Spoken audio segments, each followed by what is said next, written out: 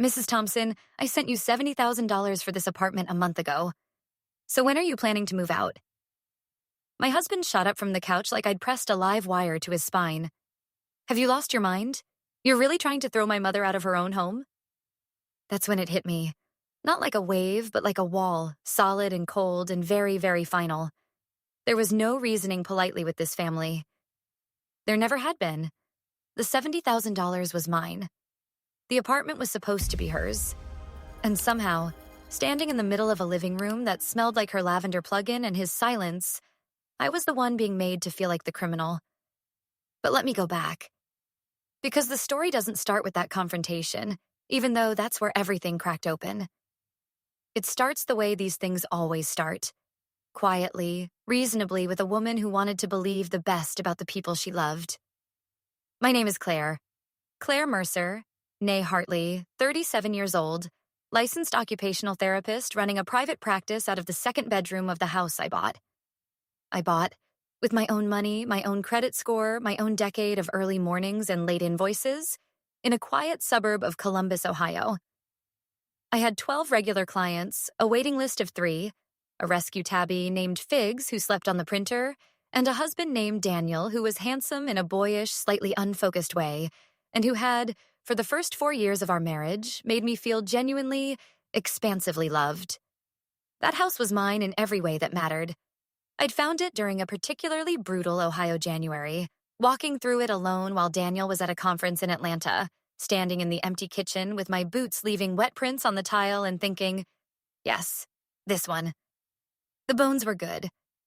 Wide plank floors, a bay window that caught the afternoon light, a backyard with a pear tree that bloomed white and extravagant every April. I made the offer the next morning. I signed the papers 3 weeks later. Daniel came home to a key on the kitchen table of his rental apartment and a bottle of Prosecco in my face, which must have been luminous with satisfaction, because he laughed and lifted me off my feet and said, "You did this." And I said, "We're doing this." And I meant it entirely. That was 5 years ago. We got married 8 months later in his mother's garden.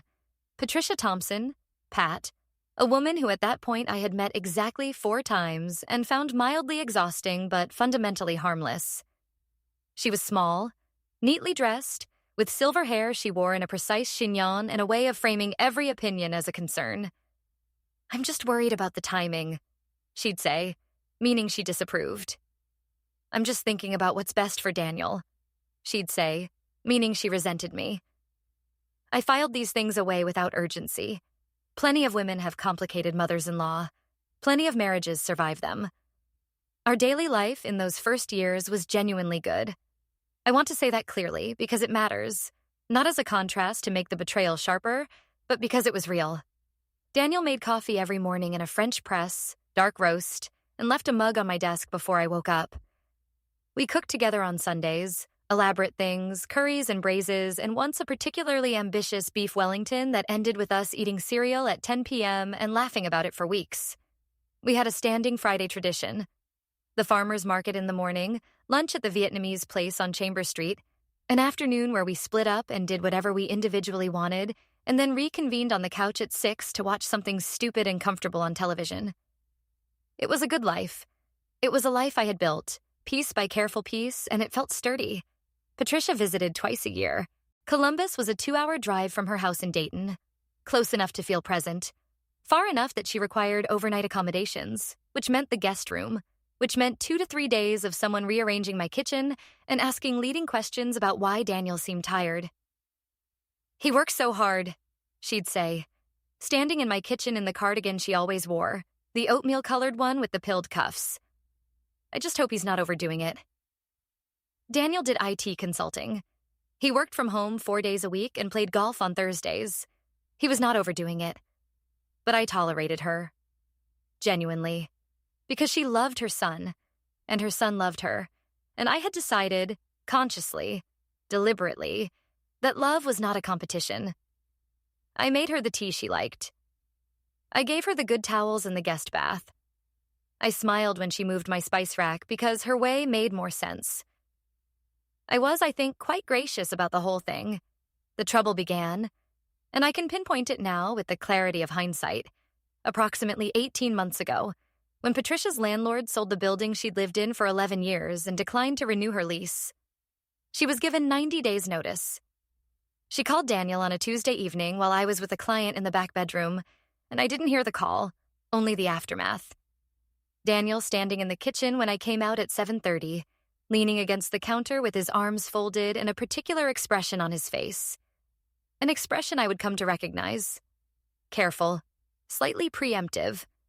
The expression of a man who has already decided something and is working out how to present it. "My mom got bad news today," he said. I listened. I said all the things a decent person says. "That's awful. What's her plan?" And he said he didn't know yet. She was still figuring it out, but he'd been thinking, and here came the expression, tightening slightly. He'd been thinking we should help her find something. Help her find something good. What's her help her find something good? What's her budget? He said something vague. I remember the vagueness more clearly than the words, and I filed it away. Patricia did not find something in 90 days. She found a reason after reason why each option wasn't quite right.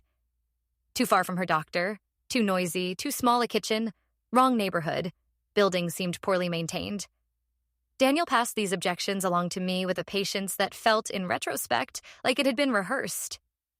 "She's just stressed," he'd say. "You know how she is." I did know how she was. That was exactly what I was trying to tell him.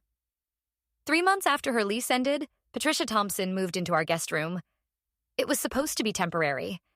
That word, temporary, was used with such frequency in those first weeks that it began to lose its shape, the way a word does when you say it too many times in a row. Temporary. Temporary. Just until she found something. Just until she got settled. Just until she felt better. She was in our guest room from October through December, and then through January. And by February, she had reorganized the linen closet and subscribed to a local newspaper that arrived every morning and stacked up on the kitchen table beside the French press. And I would stand in the kitchen in the mornings, my kitchen, in my house, and feel, with gathering certainty, that something had gone wrong in a way I didn't yet have language for. Figs hated her. I mention this not as a trivial anecdote, but as a data point, because that cat had lived with us for 6 years and had never hissed at a human being, not once, and within 2 weeks of Patricia's arrival, he began spending his days wedged behind the washing machine in the utility room. Animals know. I've come to believe that completely. The first overtly strange thing happened in late February. I came downstairs on a Saturday morning to find Patricia sitting at the kitchen table with a mug of tea and what appeared to be a real estate printout. A listing, a glossy one, with a photo of a 2-bedroom apartment in a new development about 6 blocks from our house. She looked up when I came in and smiled the way she always smiled, warm in the mouth, measuring in the eyes. "Good morning, Claire. Did you sleep well?" I said I had. I looked at the printout without comment, waiting. She slid it slightly toward me. "Isn't this lovely? Clover Ridge. They just opened a new building." I said it looked nice. I poured coffee. I waited. "Daniel mentioned you might be thinking about ways to, make things more permanent," she said. "For me, in the area." I turned around. I said slowly, "Did he say that?" She smiled again, the same smile. "Oh, he worries about me. You know how he is."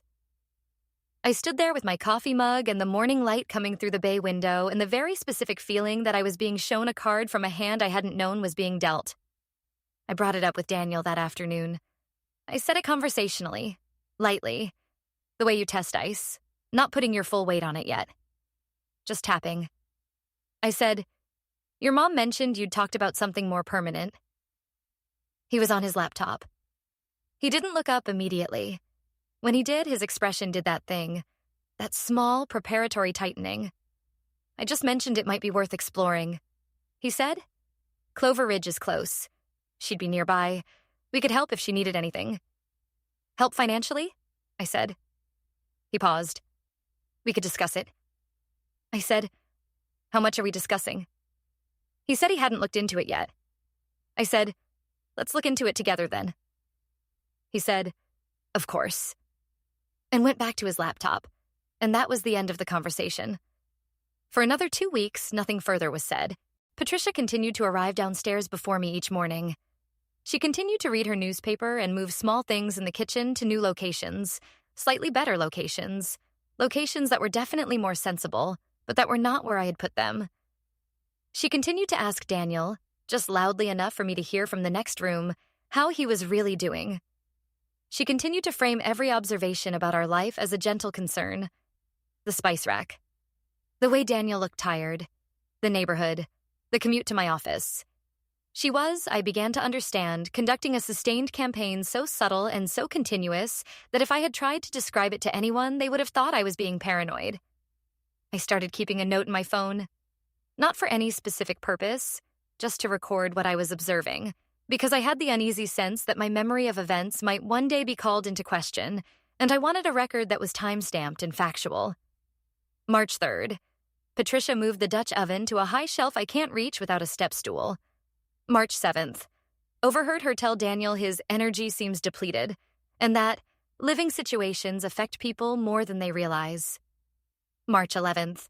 Found a second Clover Ridge brochure on the counter, no explanation, different unit than the first. It was the second brochure that made me do something I'm not entirely proud of. I looked at the price. The unit she'd circled, lightly, in pencil, as if it were a casual thought, was listed at $280,000. I stood there in the kitchen with the brochure in my hand, and I did the arithmetic. Quickly. The way you do when something is making your pulse climb and the numbers are the only solid thing to hold on to. $280,000. Our joint savings account held approximately $85,000. Most of it money I had set aside for my practice over 4 years. Money I had been saving without any specific plan beyond security. Daniel's savings, as near as I could tell from our shared financial conversations, were minimal. He was not a saver. He was an optimist. He believed things generally worked out, which was charming until it wasn't.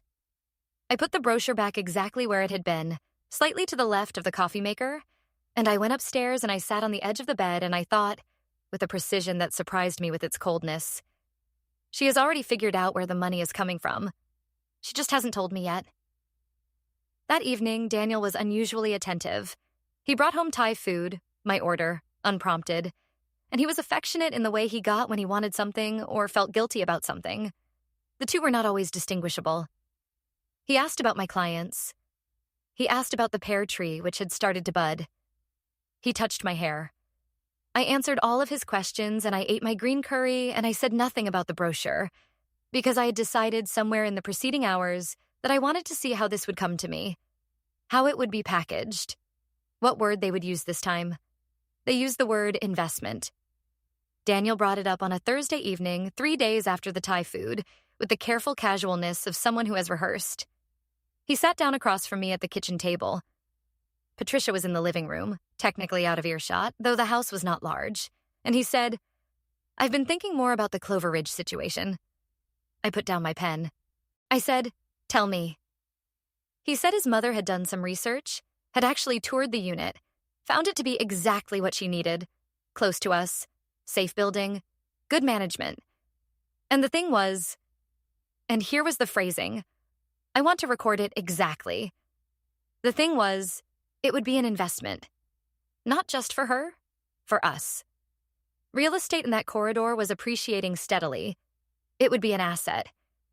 It would mean his mother was stable and nearby and not a source of stress for any of us, which, he said, with the gentlest possible implication, would be good for our marriage.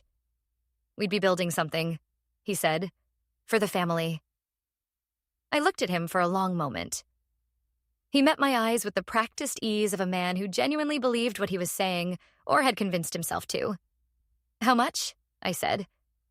He said the unit was listed at $280,000. I said, "And you're suggesting we buy it?" He said, "We'd be helping her buy it. It would be in her name." I said, "With what money, Daniel?" He said he'd been looking at our savings, that soft collective pronoun, and thought if we contributed $70,000 as a down payment, his mother could finance the rest with a small mortgage. She had some pension income. It was manageable. He had run the numbers. He said this like it was a generous and thoughtful thing he had done for all of us. I felt in that moment something settle in me. Not calm exactly, more like the sensation of a decision solidifying before I had consciously made it. I said, "Let me think about it." He looked relieved. He said, "Of course. There's no rush." He was wrong about that, I would later discover, in ways that would undo everything I thought I knew about those months. But in that moment, I said goodnight, and I went upstairs and I lay awake until well past midnight, staring at the ceiling and listening to the sounds of the house, the creak of the living room floor as Patricia moved around, the low murmur of television, the tick of the baseboard heat. And I thought very carefully about what I was being asked to do and why, and whether the word investment covered all of it. I agreed in the end. I want to be honest about this. I want to say it plainly. I agreed.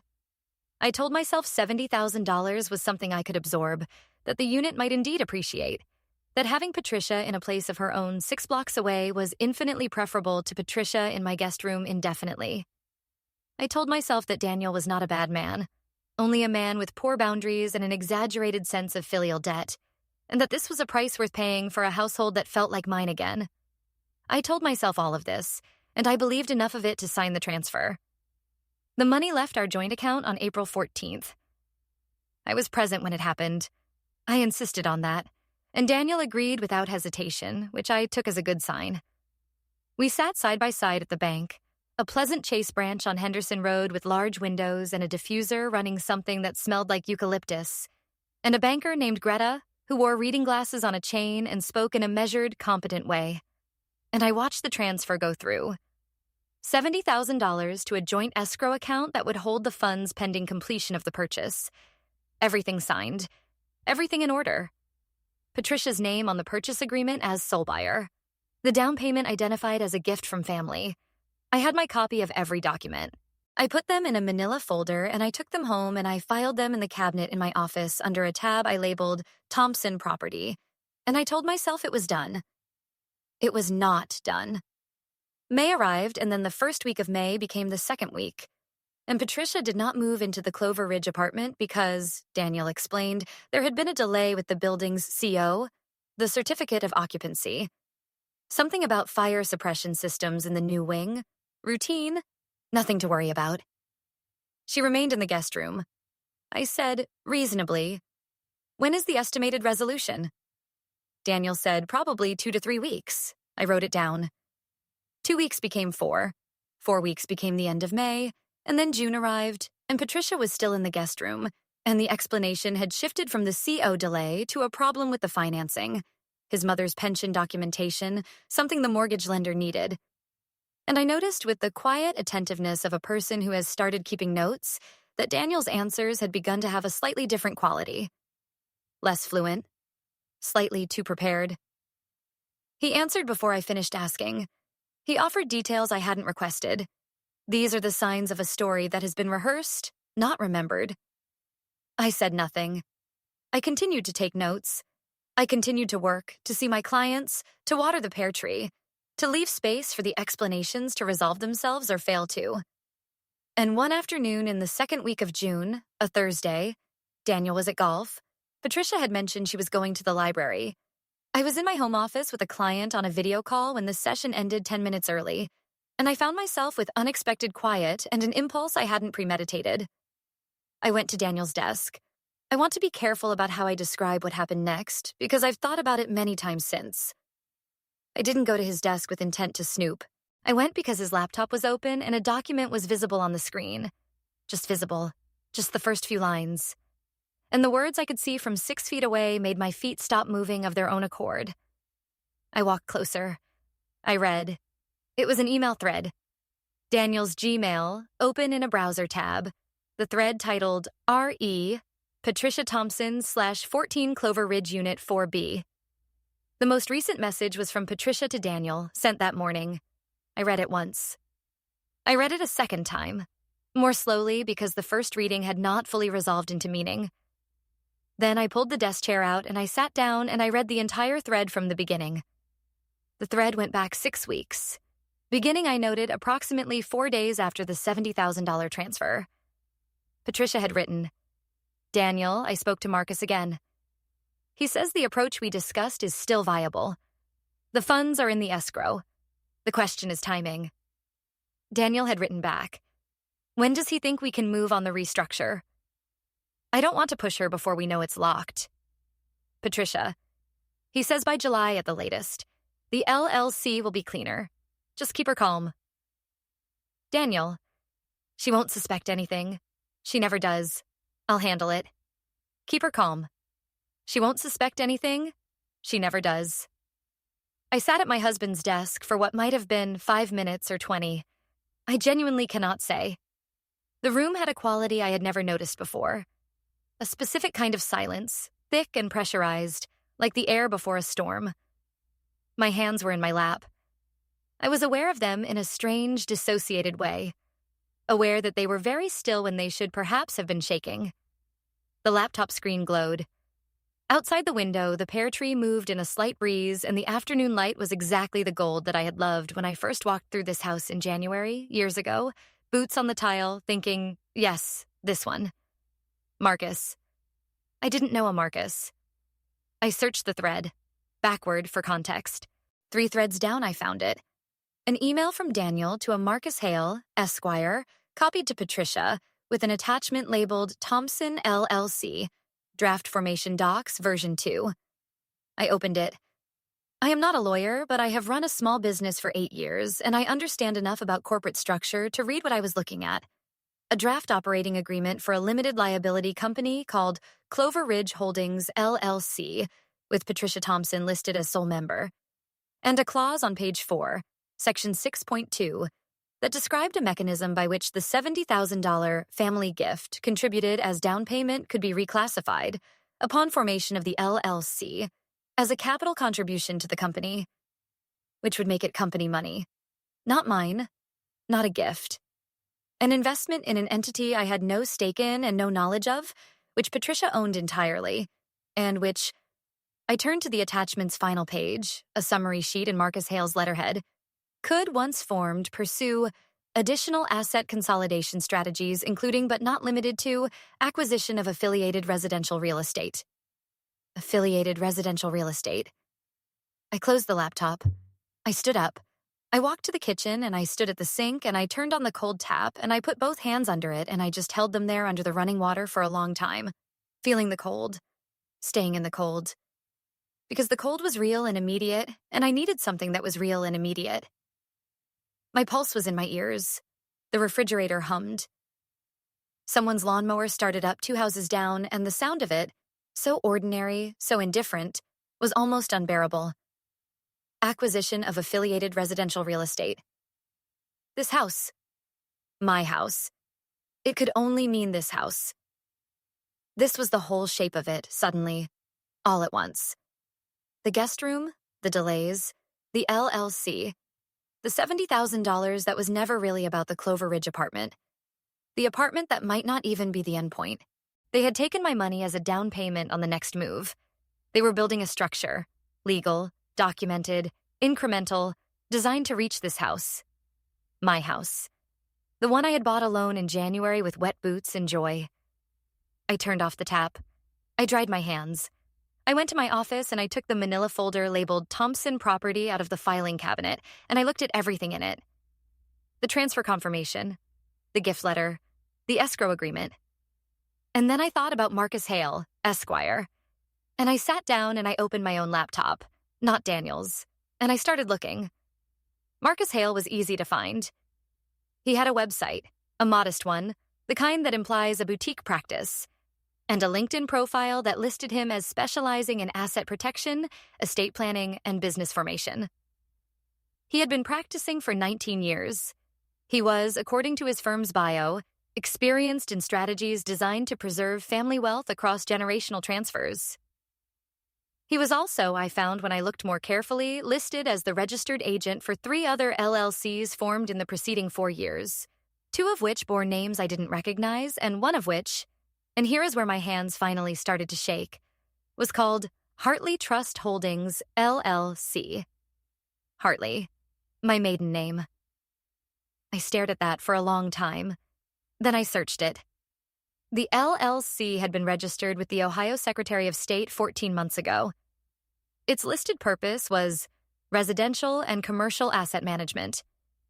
Its sole member was listed as Patricia Ann Thompson. Its registered agent was Marcus Hale. I had no knowledge of it. I had never consented to it.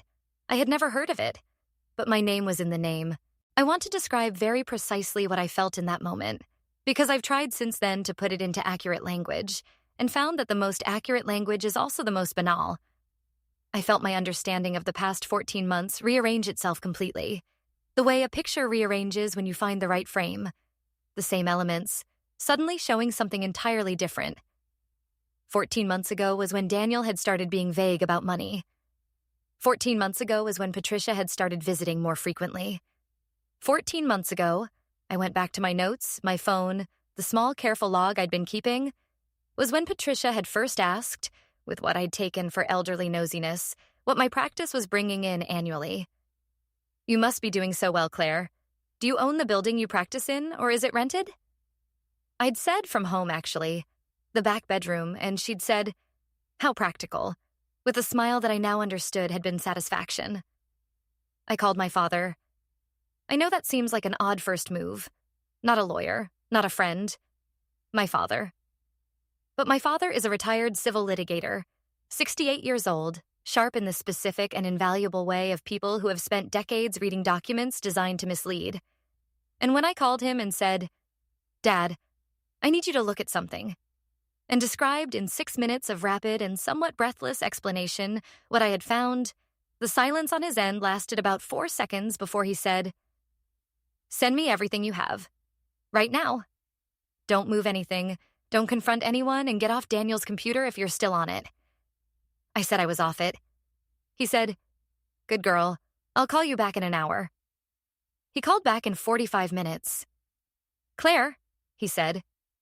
His voice had the quality it gets when he's working, focused in a way that excludes everything peripheral. The Hartley Trust, LLC, is a holding vehicle. It was registered before any of this apartment conversation started, which means this was planned well before you were brought into it. The name is almost certainly meant to create the appearance of your consent or involvement if this ever goes to dispute. You never consented to this. I said I knew. He said, "The $70,000 gift classification is the key instrument. If that escrow converts to the LLC capital account before you challenge it, your ability to recover gets significantly more complex. Do you have someone you trust? A real estate attorney? Not a general practice?" I said not yet. He said, "I'm calling someone tonight. Don't come home." I was already home. The irony of that wasn't lost on either of us. My father called a woman named Ellen Bryce, a Columbus-based real estate and estate litigation attorney, a friend of a colleague, available the next morning at 8. I wrote down the address. I put it in my phone. I sat in my office with Figs, who had emerged from behind the washing machine and was now sitting on my lap with the heavy, indiscriminate comfort of a cat who doesn't know what's wrong but knows something is. And I waited for Daniel to come home.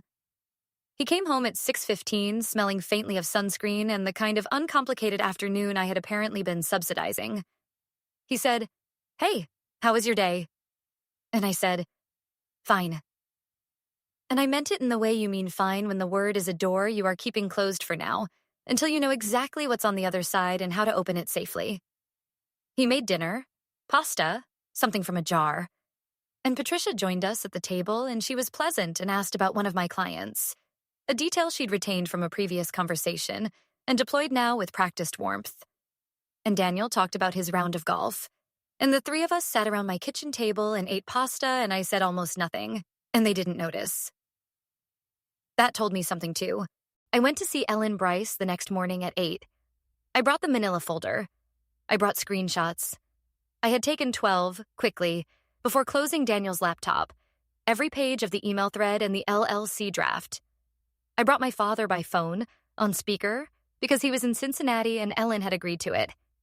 We sat in her office, which was on the 14th floor of a building downtown and smelled of coffee and carpet and the specific clean seriousness of a room where legal work gets done, and I laid out everything I had. And Ellen listened without interrupting. And when I finished, she took her glasses off and looked at me and said, "This is a well-constructed scheme. Whoever their attorney is has done this before." She said Marcus Hale's name before I did. She knew it. She said, He has a reputation for aggressive asset protection work. Some of it is legitimate, some of it is not. The Hartley Trust LLC is the tell. That was filed before you were even aware of the apartment plan, which means the apartment was almost certainly a pretext to get the $70,000 into an escrow account they control, where it can be reclassified as a capital contribution before you know what's happened. If that conversion goes through, you're fighting to get your own money back from an LLC you have no standing in. My father said from the phone on Ellen's desk, "What's the timeline?" Ellen said, "The escrow has been holding for approximately 8 weeks.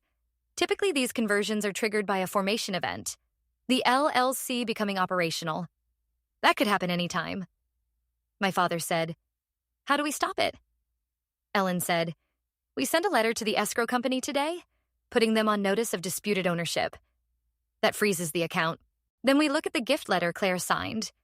There may be grounds to characterize this as a fraudulently induced transfer, which opens a different set of remedies." I sat in that chair and I listened to these words. Fraudulently induced transfer, disputed ownership, remedies. And I felt something change in me. Not the hot, disorienting fury of the initial discovery, but something colder and more structural. A resolution. I had been patient. I had been reasonable. I had given them every benefit of the doubt available to a person operating in good faith, and they had used my good faith as a mechanism. They had built their plan around my willingness to believe.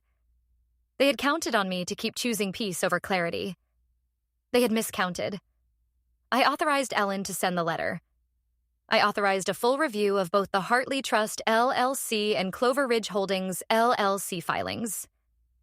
I authorized my father to reach out to a forensic accountant he knew, a woman named Diane, who could look at any financial activity in the joint account over the preceding 18 months for patterns consistent with planned asset diversion. And then I drove home, and I parked in the driveway of my house, and I sat in the car for a few minutes looking at the pear tree and the bay window and the front door that I had painted navy blue the second summer we lived there. And I said quietly, to no one in particular, "I know now." And knowing is enough to start. That evening I came inside and Patricia was in the kitchen, and I looked at her. Really looked at her.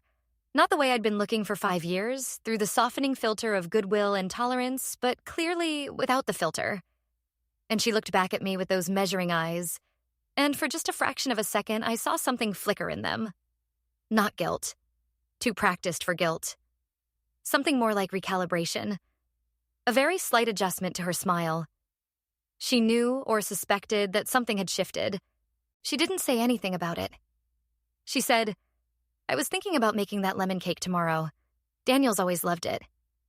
I said, "That sounds nice, Patricia." And I went to bed. I lay awake for a long time, thinking about the $70,000 and the LLC and Marcus Hale, and my husband who had written she won't suspect anything. She never does. And I thought about the kind of patience that my father had modeled his whole career. The patience that lets you wait for the moment when you have everything you need and only then move. I was learning that patience. Faster than they'd expected. The confrontation happened 12 days later, and it happened in a way I had not entirely planned but would not change if I could.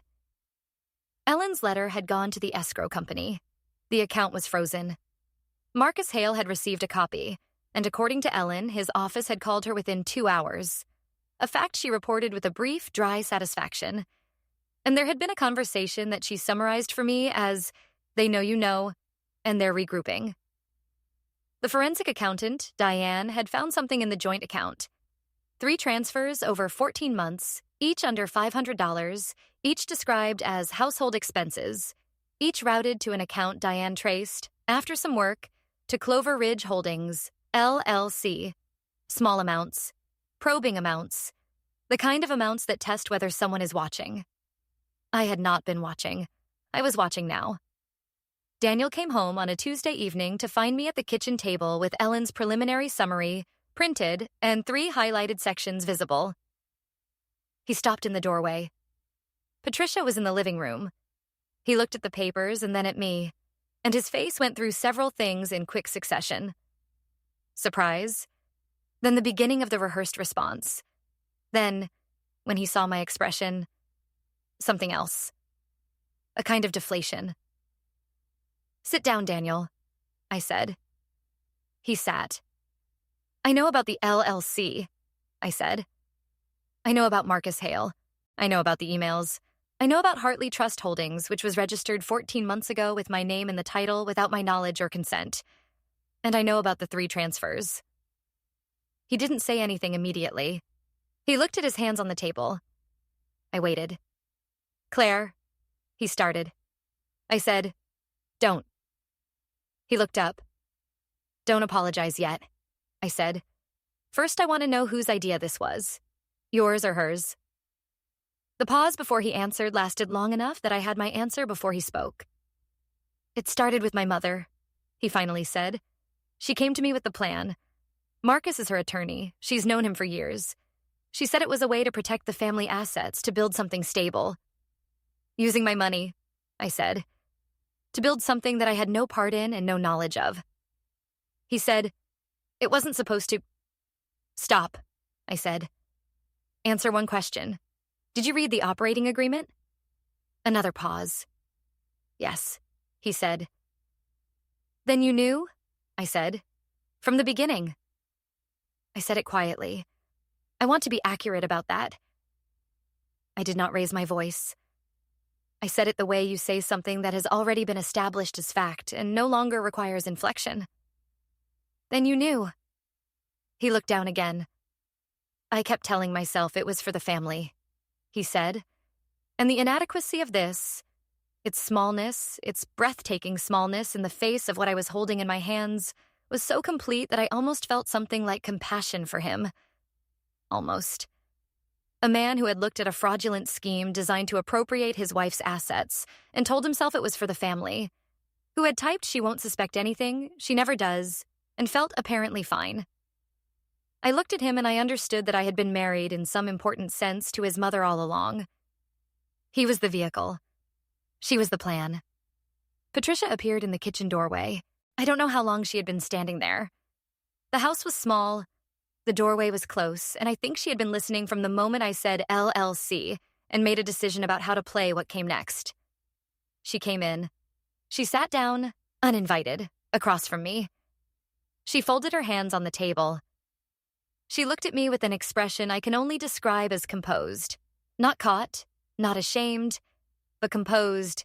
The expression of a woman who had run this scenario in her mind and arrived here with a strategy already in place. Claire, she said, I think there's been a misunderstanding. I said, there hasn't. She said, Marcus is a very conservative attorney, and some of his language can seem alarming out of context. The LLC was a protective structure for everyone, including you. I said, Patricia, the LLC was registered in your name, with my maiden name in the title, without my knowledge, 14 months before you ever mentioned the Clover Ridge apartment. Tell me how that protects me. She held my gaze. Her jaw moved slightly. A small, involuntary thing, the only sign that she had not entirely anticipated this precision. Then she said, a family needs to think long-term. You're young, Claire. You don't always... Don't, I said. Don't use that sentence. She stopped. I said, I want to be very clear about what happens next so there's no ambiguity. My attorney has frozen the escrow account. The $70,000 is in dispute.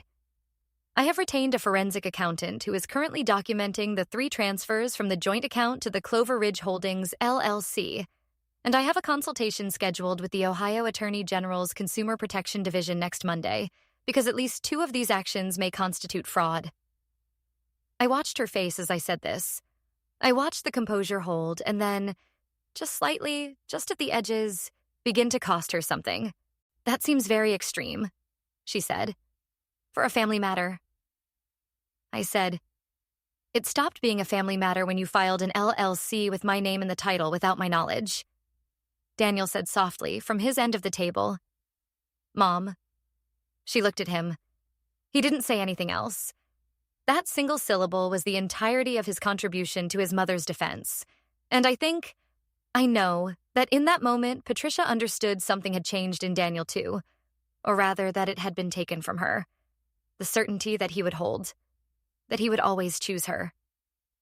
She looked at him for a long moment with an expression I will not characterize as hurt, because I don't believe she felt hurt in any straightforward sense, but some accounting she had been running, revised itself behind her eyes. "What do you want?" she said to me. "The $70,000 returned," I said. "The Hartley Trust LLC dissolved. A written accounting of the 3 transfers and their return to the joint account. Your departure from this house within 2 weeks. And a legal undertaking from you and Marcus Hale that no claim, action, or further filing will be initiated against me, this property, or any of my assets." I had practiced this list. Ellen had helped me with the language.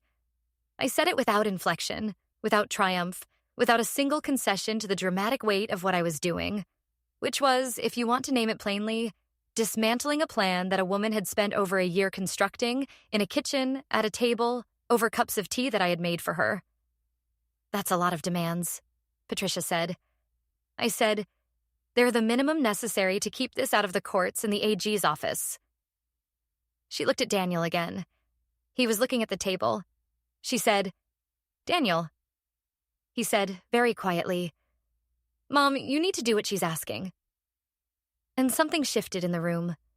Not dramatically, not with the force of movie confrontations, but unmistakably.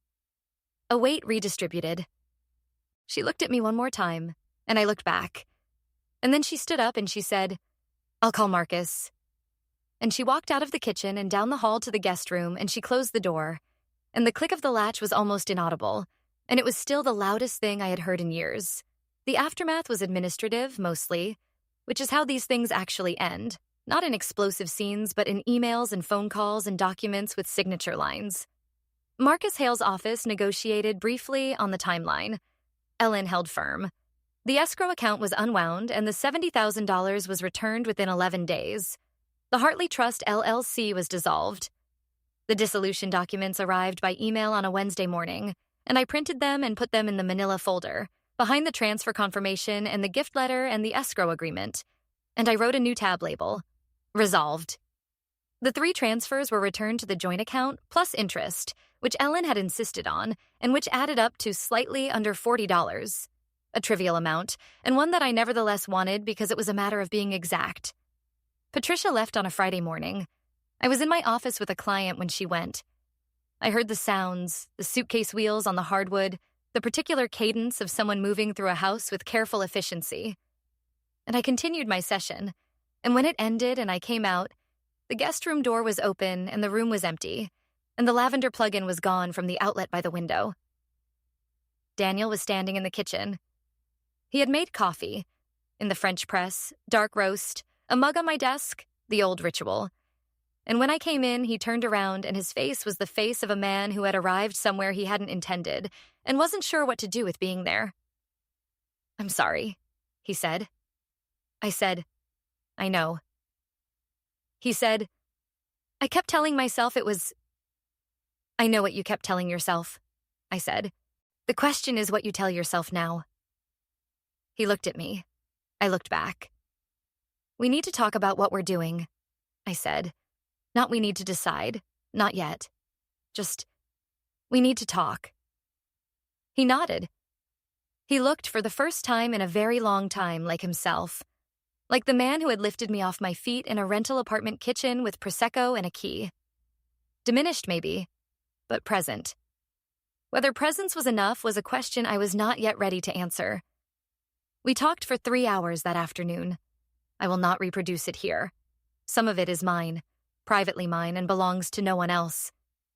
What I will say is that Daniel's participation in the plan had been real, but had been the participation of a man who had convinced himself he was not choosing against his wife, only choosing for his mother, and who had not found the courage to identify that these were the same thing until I had forced the question into a room where he couldn't avoid it.